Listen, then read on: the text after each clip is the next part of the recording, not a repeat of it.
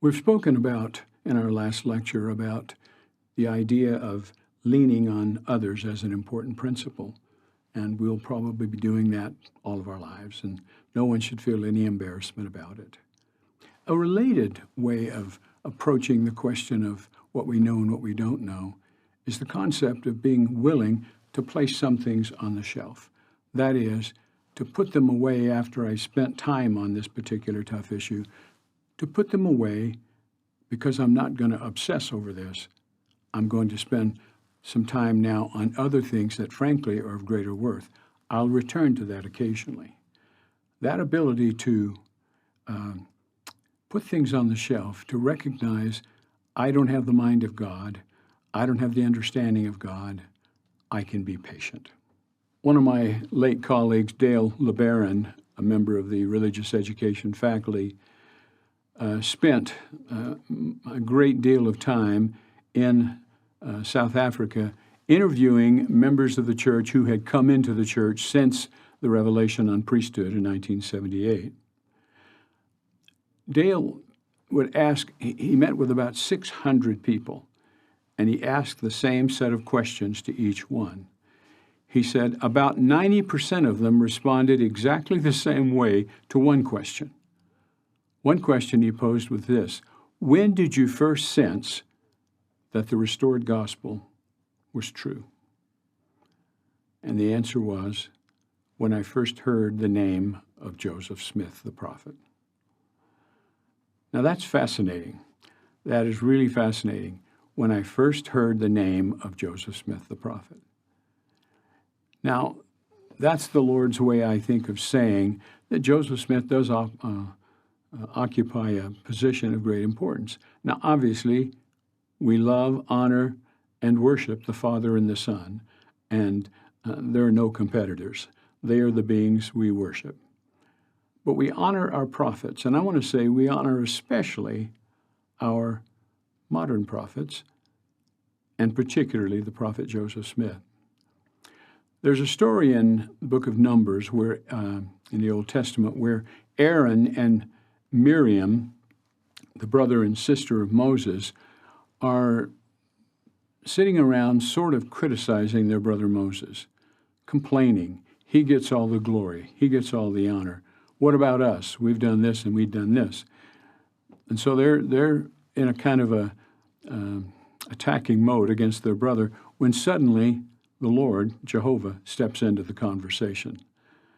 And he says essentially this to them: normally when I have a prophet, I will speak to him in visions and dreams. But with my servant Moses, I will speak to him face to face. And I remember reading that once and thinking to myself, that's a statement that there are prophets and there are prophets.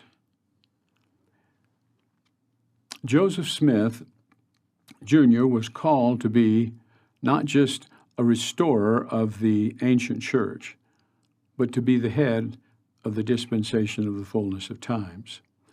As you know, a dispensation is a period of time in which the fullness of the gospel is restored to the earth. And the person that presides over that dispensation is called the dispensation head. I don't know how many dispensations there have been through the years.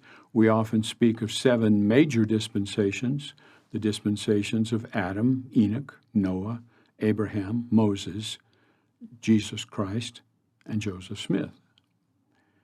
Now, what is a dispensation head? A dispensation head has the responsibility to bear witness of the Christ, bear witness of the work that's set in motion. They become, in fact, the preeminent prophetic revealer of Christ and the plan of salvation for a period of time. Of Joseph Smith, the Lord very early in section 5 of the Doctrine and Covenants says to us, this generation shall have my word through you, Joseph. Meaning, if the knowledge and power of God and the understanding of his plan is to come to people in this last day, it will come through the things taught to us, revealed through the prophet Joseph Smith, and, of course, through his successors. So the dispensation head occupies a prominent place. I'm sure when our current prophet stands and sings, "We thank thee, O God," for a prophet, he's not singing, "We thank thee, O God," for me.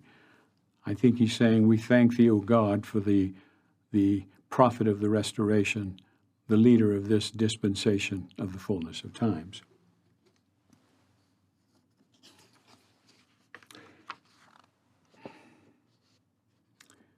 You know, we know some things for sure. Let's talk about some of these.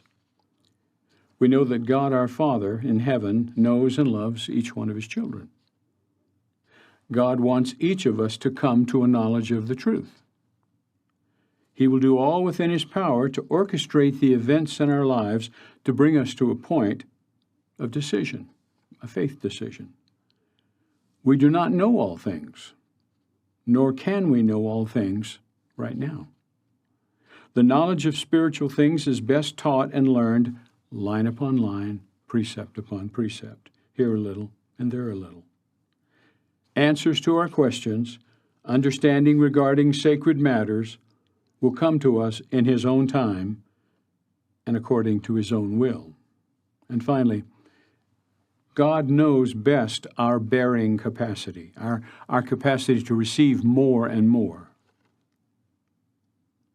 when we're prepared to receive light and truth. Having faith in God entails having confidence in his timetable.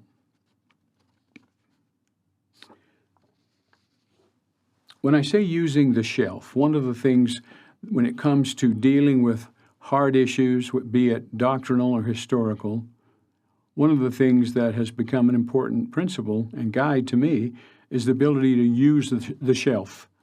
What do I mean? When I come across a tough problem, a tough issue doctrinally or historically, what do? Well, I search as much as I can on the issue. If it's a historical question, I try to search all around what are the circumstances under which this was said or taught. I search the scriptures, I search prophetic statements, and so on. And I try to learn as much as I can. If it's a difficult issue, I'll work at it for a while. But at a certain point, I back off, and I say to myself, well, I haven't solved this problem, but I don't feel that I need to throw myself into this and that be my whole and entire enterprise. No, I'm going to put it on the shelf for a minute. That doesn't mean there's not a problem. That doesn't mean I'm burying my head in the sand. It means I'm going to place it up here for a time. I'll think about it and maybe even research it now and then, but I refuse to let this one issue make me spiritually dysfunctional. That is, to obsess over it to the point that I'm not open to other grand and good things that we do know. And so to use the shelf is to, for a time, place that question up there, and it may be that a few weeks later, a month later, I think, I'm gonna pull that down and search some more on this. I've done that with many things. I have put many things on that shelf through the years, but I have to tell you, I've taken many of them down. I suppose there's some on that shelf that I won't have the answers to until the next life. But I've made it a point of never obsessing over something so much that it colors everything else. That is, this issue isn't important enough to cause me to be shaken in the faith. It's something that for now, I just don't have the answer to.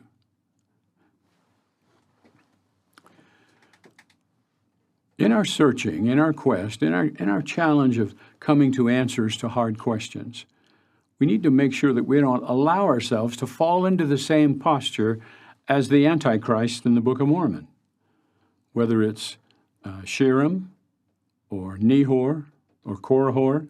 In every case, they said this: there's some things you can't know. I don't know this, therefore you can't know it. That is not only a bold statement, it's an arrogant statement. I don't know, therefore no one else knows.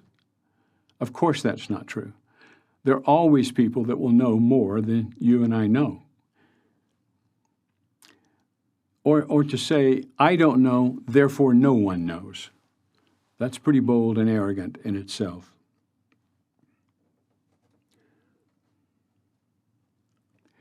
I remember many years ago, there was a time when we taught Book of Mormon classes for returned missionaries.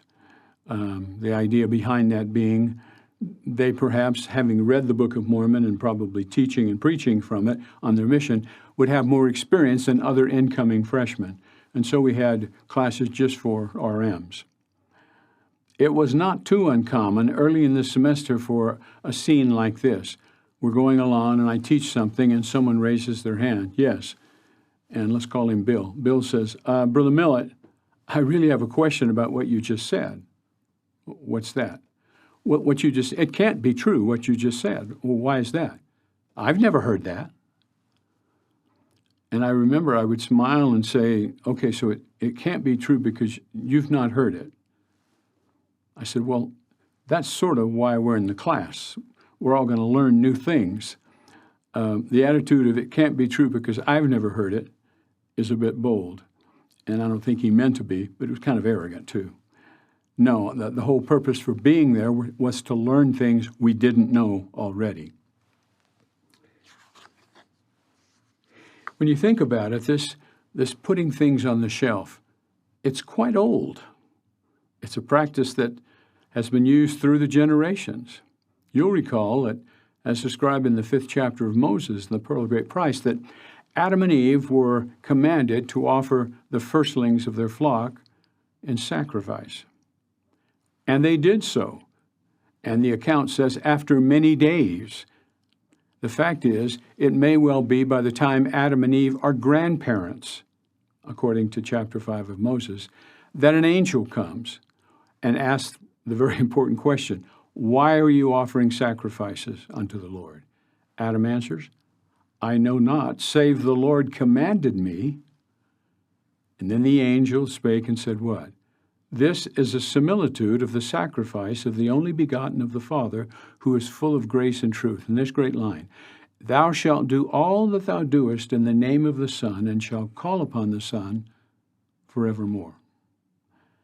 Now, Adam and Eve offered sacrifices without knowing fully why they were doing it, except that they were commanded. I would suggest that as an example, in their case, of sort of putting something on the shelf until an answer came.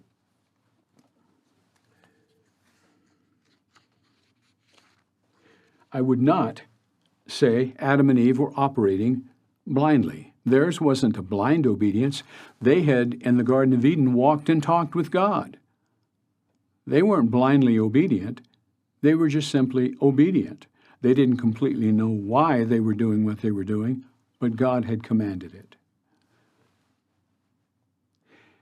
In a very real sense, Joseph Smith, young Joseph Smith, had to put some things on the shelf.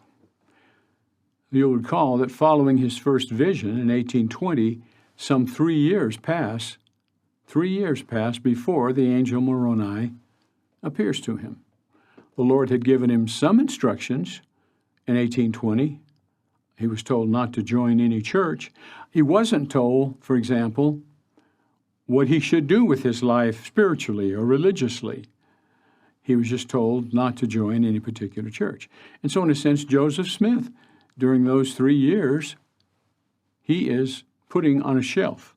He's accepting what God has already taught him, and he's relying upon that, waiting for further light and knowledge. When Brigham Young first heard about the vision of the degrees of glory, section 76 in our Doctrine and Covenants, it disturbed him. Why? Brother Brigham had grown up as a Methodist. As a Methodist, he held to traditional Christian beliefs in the hereafter, namely heaven or hell. And here Joseph Smith was putting forward something that he'd received by revelation that spoke of 3 heavens. Listen to what President Young said. After all, my traditions were such that when the vision came first to me, it was directly contrary and opposed to my former education. I said, wait a little. I did not reject it, but I could not understand it. On a later occasion, Brother Young said, when God revealed to Joseph Smith and Sidney Rigdon that there was a place prepared for all, according to the light they had received in their rejection of evil and practice of good, it was a great trial to many. And some apostatized because God was not going to send to everlasting punishment heathens and infants, but had a place of salvation in due time for all, and would bless the honest and virtuous and truthful, whether they ever belonged to any church or not. It was a new doctrine to this generation, and many stumbled at it. But Joseph continued to receive revelation upon revelation, ordinance upon ordinance, truth upon truth, until he obtained all that was necessary for the salvation of the human family. President Joseph F. Smith, listen to this language of President Smith. When I, as a boy, first started out in the ministry, I would frequently go out and ask the Lord to show me some marvelous thing in order that I might receive a testimony. But the Lord withheld marvels from me and showed me the truth line upon line, precept upon precept, here a little and there a little. Notice, until he made me to know the truth from the crown of my head to the soles of my feet, and until doubt and fear had been absolutely purged from me. He did not have to send an angel from the heavens to do this. By the whisperings of the still small voice of the Spirit of the living God, he gave to me the testimony I now possess. And by this principle and power, he will give to all the children of men a knowledge of the truth that will stay with them, and it will make them to know the truth as God knows it, and to do the will of the Father as Christ does it. Joseph F. Smith had to, in a sense, put some things on a shelf. That is, he didn't have a complete, perfect knowledge, did he? But he waited. He did everything he could along the way to receive that. President David O. McKay, the 9th president of the church, he dictated this in 1938. One day in my youth, I was hunting cattle. While climbing a steep hill, I stopped to let my horse rest, and there, an intense desire came over me to receive a manifestation of the truth of the restored gospel. I dismounted, threw my reins over the horse's head, and there, under a bush, I prayed that God would declare to me the truth of his revelation to Joseph Smith. I am sure that I prayed fervently and sincerely and with as much faith as a young boy could muster.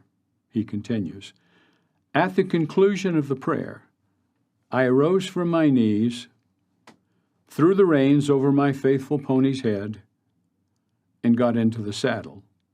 As I started along the trail again, I remember saying to myself, no spiritual manifestation has come to me. If I am true to myself, I must say that I am just the same old boy that I was before I prayed. Brother McKay goes on. The Lord did not see fit to give me an answer on that occasion. But in 1899, after I had been appointed president of the Scottish Conference, the spiritual manifestation for which I had prayed as a boy in my teens came as a natural sequence to the performance of duty. Speaking of President McKay's experience, which through the years has been a classic one, Elder Robert D. Hales of the 12 explained that while President David O. McKay was a young man herding cattle, he sought a witness, but it did not come until many years later while serving his mission in Scotland. It was an assurance to me that sincere prayer is answered sometime, somewhere. Elder Hales then added, the answer may be not now. Be patient and wait. Let me be clear about what we're talking about here. Putting something on the shelf is not a way of escaping. It's not burying our heads in the sand and assuming or presuming that there's not a question, there's not a problem. Rather, it's an acknowledgement that God's ways are not our ways. It's an acknowledgement that there are things that God knows that He wants me to know at a certain time and a certain place. One of my favorite passages in the Doctrine and Covenants, for example, in section 88, that revelation called the olive leaf. These powerful verses, 67 and 68 of section 88. Listen to the same principle we've been talking about. And if your eye be single to my glory, your whole bodies shall be filled with light, and there shall be no darkness in you. And that body which is filled with light comprehendeth all things. Now notice, therefore, sanctify yourselves, meaning separate yourselves from things of worldliness. Sanctify yourselves, that your minds become single to God, and the days will come that you shall see him. For he will unveil his face unto you, and it shall be in his own time, and in his own way, and according to his own will.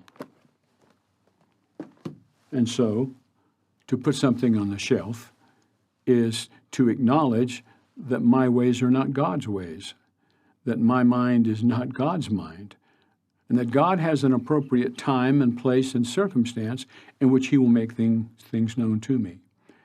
God knows best, brothers and sisters, what our bearing capacity is, what I'm capable of receiving. It's actually harmful for someone to get deep light and understanding when they're not prepared to receive it. It's just more than they can handle.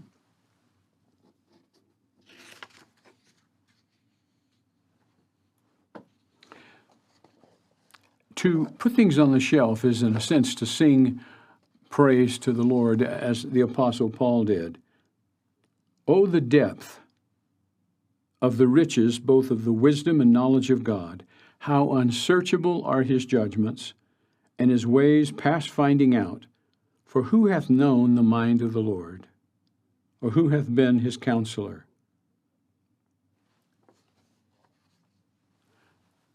My friends, to put things on the shelf is to exercise spiritual discipline and patience. To show a kind of divine restraint. It is to refuse, in sort of the awkward statement, it's to refuse to throw the baby out with the bathwater. It's foolish to say, I can't get an answer right now to this question, therefore I'm leaving the church, or therefore I'm slipping into less activity. No. To put it on the shelf is to say, it's a question I haven't fully found an answer for. It's to wait on the Lord. The word wait, the expression wait on the Lord, the word wait, is related to the word hope. To wait on the Lord is to have hope in the Lord. In this sense, a hope, the answer will come.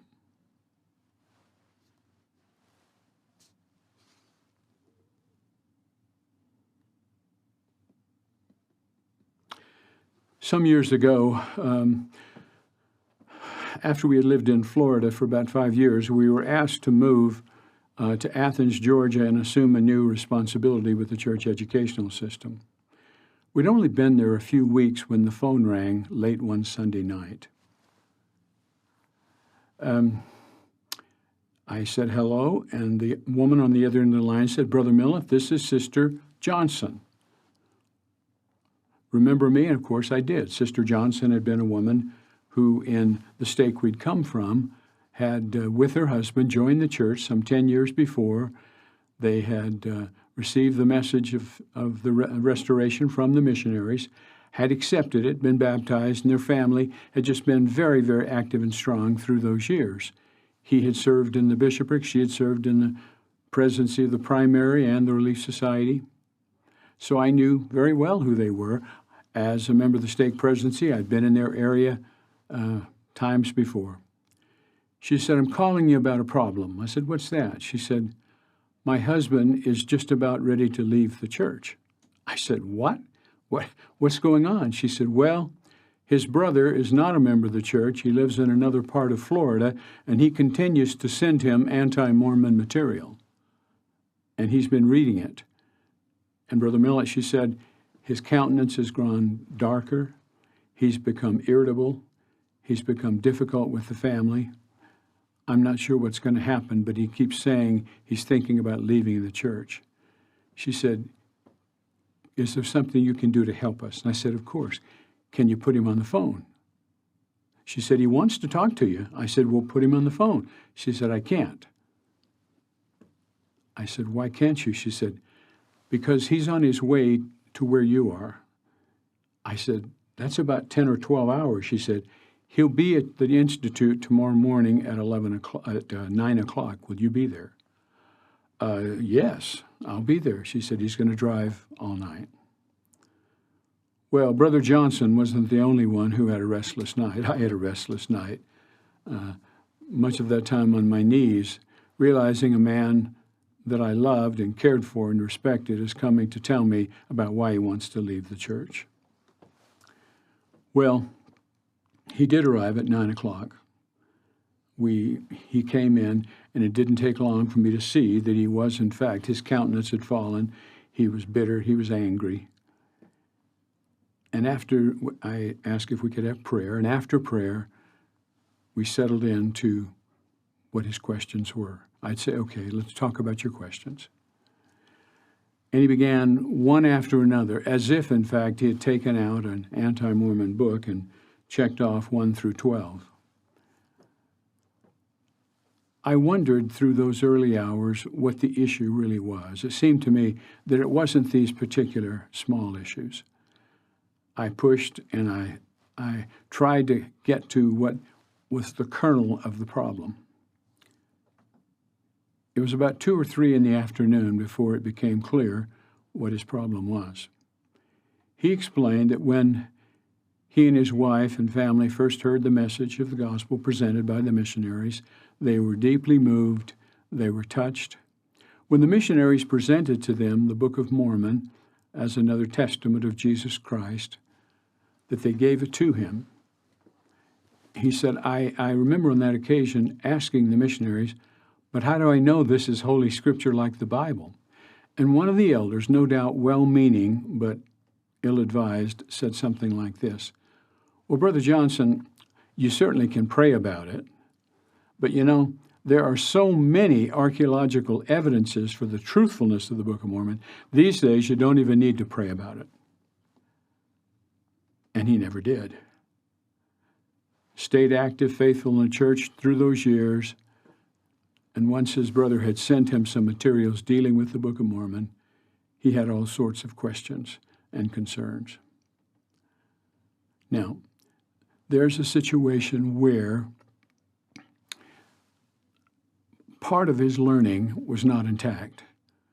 He had not been told how to gain a witness of the truthfulness of the book in the way that most people are told.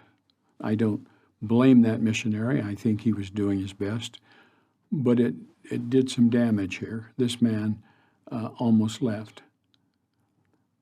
I then sat down with Brother Johnson and basically went back to the beginnings and began to ask him about points of this or that, whether he had a testimony. Did he have a testimony that the restored gospel taught this, this, this, and this, and that the Lord had put his hand of approval upon those things? And most of the time he said yes. I essentially said to him, we need to start back the way you were when you first heard the gospel. And we basically walked him through those many facets of the gospel. And each time I would seek to determine his testimony of the truthfulness of that. He finally left late afternoon and went back home, and I'd given him strict instructions to treat the Book of Mormon as if he'd never heard of it before, pray over it, plead for an answer, if necessary, fast, and I assured him that in the Lord's good time he would come to know, and he did. There was a case where a man's foundation had shifted because he had been taught a principle that wasn't wise. Now, are there archaeological evidence for the Book of Mormon? Yes, but not as many, certainly, as the missionary had suggested. Certainly not so many that you didn't need to pray about it. Of course you needed to pray about it. The answer is, as to its truthfulness is not to be found in archaeological evidence. As to its truthfulness, that's not to be found in Hebraisms or chiasmus. Those are all things that are added to a witness. Once the flame of testimony is burning, those things can affirm and strengthen. But you first have to have that simple testimony or witness. One of the interesting things I've learned by experience is this. Finding the answers to deep questions or difficult issues is not to be found. Finding those answers doesn't come from wandering in deep water. It comes by staying in shallow water until you're in a position to walk into deep water. We're talking here about putting things on the shelf. Having the wisdom to know when a question is a tough one, deal with it for a time, do as much as you can with it for a time, but sense and know that there's that point in which you want to put it on the shelf and say, I'll come back to that later. In the meantime, there are too many things that I do know that are true, that I'm not going to let this one little impediment push me off course.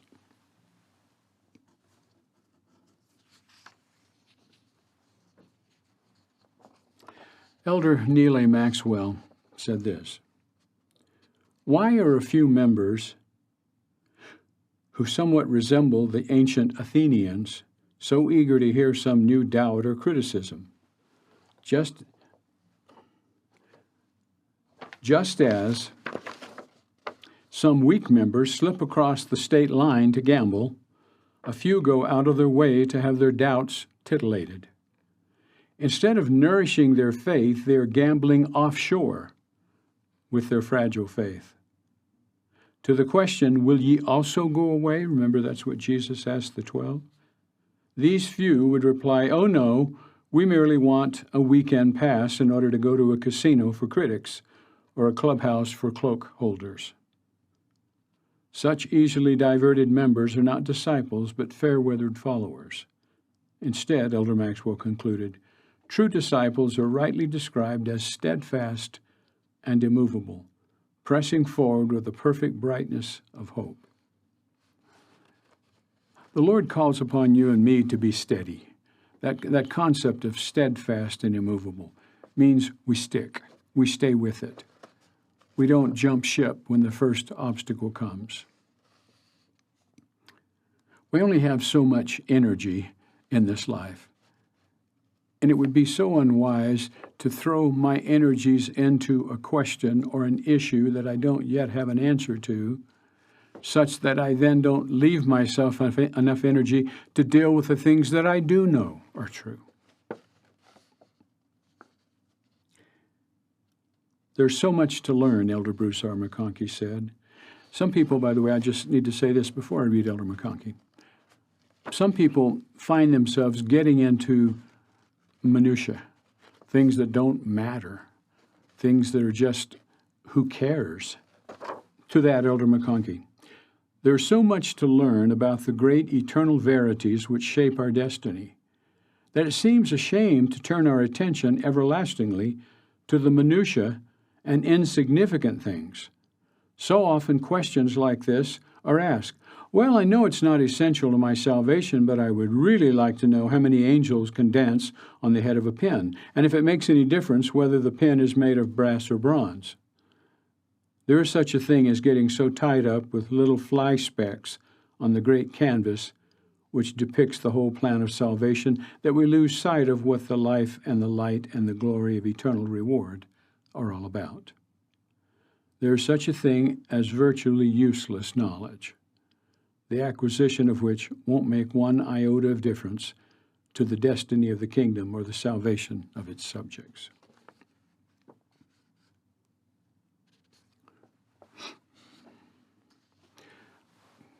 I remember when I taught at BYU, I would often, this was often true in the Pearl of Great Price classes, I would say to the students, it is as important for you and me to know what we don't know as it is for us to know what we know. To fight and argue and quarrel about things we don't know is foolish. To wrestle with things that haven't been revealed makes no sense. It's a waste of energy. Some things we know, some things we don't know.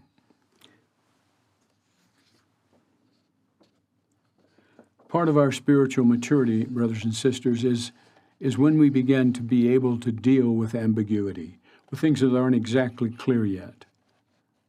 Once again, we don't stumble over what we don't know because there are so many things that we know. We work at it, we research it, we take time to do some thinking about it, and then at the appropriate time we put it on the shelf.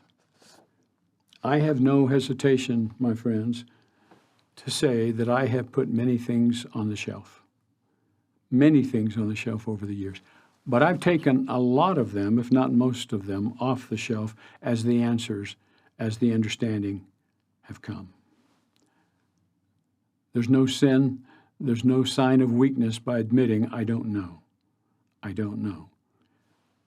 But putting it on the shelf says, it's not that it's unimportant, and it's not that it's not something I want to know the answer to eventually, but I've worked at it for a time, and once again, I refuse to let it become an obsession with me so that it overshadows everything else that is so much more important.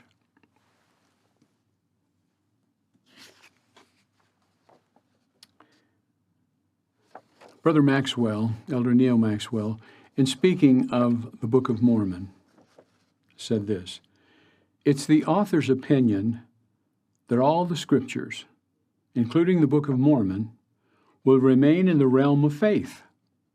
Science will not be able to prove or disprove Holy Writ.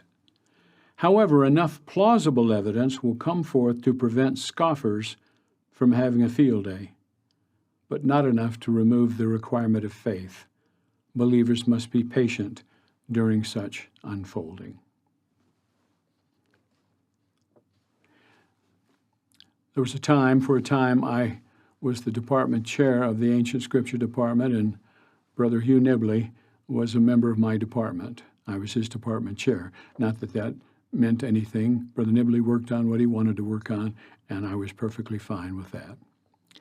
But he was, of course, perhaps the greatest defender of the faith of the 20th century. Let me read you something he said as early as about 1954. Listen to Brother Nibley. The words of the prophets cannot be held to the tentative and defective tests that men have devised for them. Science, philosophy, and common sense all have a right to their day in court, but the last word does not lie with them. Every time men in their wisdom have come forth with the last word, other words have promptly followed. The last word is a testimony of the gospel that comes only by direct revelation.